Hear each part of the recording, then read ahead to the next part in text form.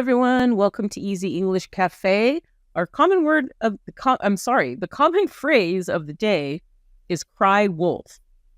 The phrase cry wolf means to give a false alarm or to ask for help when there is no real danger.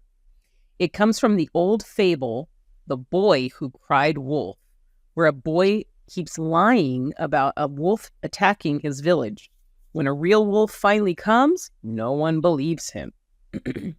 So when someone cries wolf, they make false claims or exaggerate problems. If a person cries wolf too often, people stop believing them, even when they are telling the truth.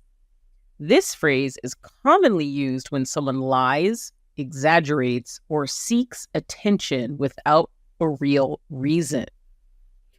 So here are some example sentences.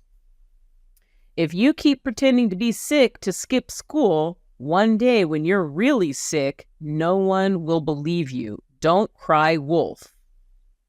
She cried wolf so many times about having emergencies that now people ignore her complaints.